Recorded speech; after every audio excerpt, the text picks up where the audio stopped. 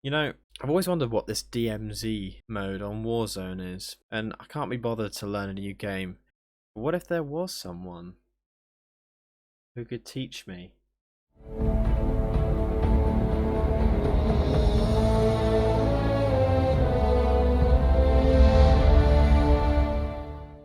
So this is going to be a guide for the beginners to DMZ. Now, I'm going to assume you know what Warzone is and that you've played Warzone before. And what I'm going to aim to do is run through everything to take you from not even knowing anything about the mode up to a state where you can enjoy it and sink hundreds of hours into it like we have. If you are some of the more advanced players, then by all means watch this video, but you can stick around for all the other fun stuff we have on the channel. In the first episode, we're going to be running through what is DMZ, what can you do in DMZ, how you get into a game and the different maps, and how the mechanics work.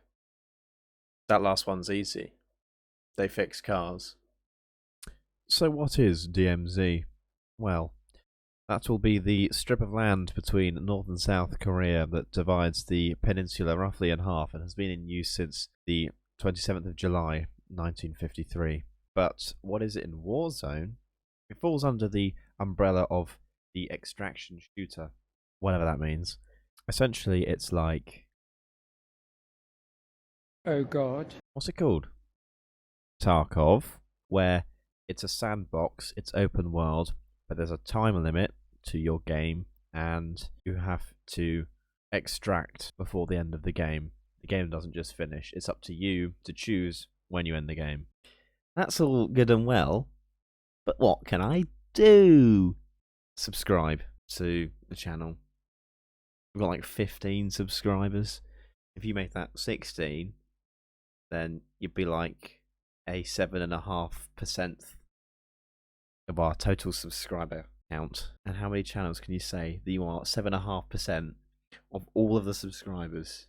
You know, old Jimmy Beast bollocks isn't gonna pay attention to you, is he? I might cut that bit actually. I've got to respect our YouTube overlord. But what can I do? So essentially, you set your own win conditions, as the marketing says. What they mean by that is basically to be good at the game, all you have to do is set yourself a task or a target of what you want to do within that game, and then do it. Do it. There's no winning, like being the last survivor like there is in Warzone. There's no winning in the sense of getting the most kills. It's very much up to you. For some people, they don't quite understand that, and they load into DMZ and try and kill as many people as they can, because clearly they're not good enough for Warzone. I don't know. I don't play it. Now, another important thing to mention is that there are AI, and a lot of AI, in all the maps. And they come in at 3 tiers. It's important to be respectful to these AI, because if you just engage them thinking that you're better than them, be warned, because you will die. That'll be game over. And one of the beautiful bits about it is there is a risk factor in there, because you can go in with, you take things in, very nice, but then you can also lose those things if you fail to extract or don't get a secure backpack. But again, just watch the next few videos and I'll explain what that is. There are bosses. Now, you don't have to kill these. These are very much guys that just sort of sit on the map. You can go and kill them.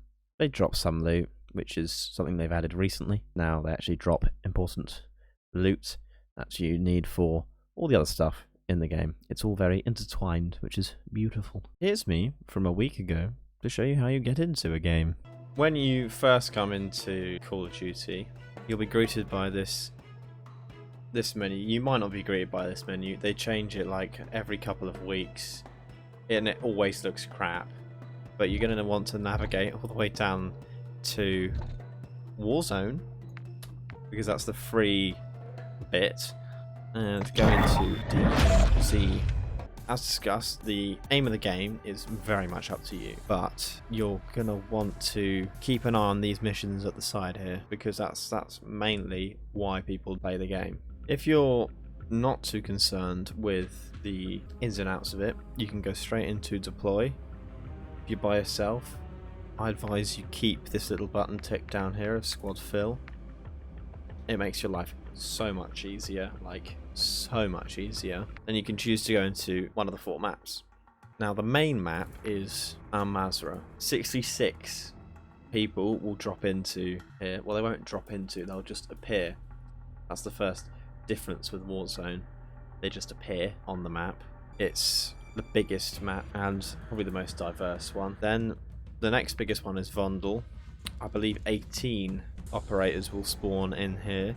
It's a European style map with a lot of water in and around it. And then the third map is Ashika Island, which is much smaller and much harder. Even though there's only 18 operators in this one as well, because it's so small, you risk running into other operators a lot more than you do on the other maps. Now, your selection of map is going to be dependent on the missions that you have on. Let's have a look at some of the mission objectives. I'm just going to look at this left-hand panel for now. We'll discuss the other panel in a different video. So, let's say you have wings clipped, for example. You need to kill 3 reinforcement helicopters on Ashika Island. So you're going to put that one on. We'll swap that for the first one, which you can't see because of my head. Hang on. You see up there, we've got wings clipped. Now, if you go into Vondel or Al Mazrah and destroy reinforcement helicopters, that's not going to count. So it's important to make sure you have missions equipped that you can do on the map you choose to go into. When you first start, you're only going to have 2 factions worth of missions to do, and the others will be unlocked later, so stay tuned for that video. So say we want to go to Ashika Island, we go confirm. You can edit your missions. So if you've clicked a map where, say you've got an Al Mazrah specific mission on, you can change that to another one that's Ashika Island, or another one like this exfiltration one that we've got, which isn't specific to a map. You can edit your class here. Again, that's another video, and then matchmake. And so we are in, and it is that simple. I'm going to go ahead and extract from here, and in the next video we will be running through how a game works.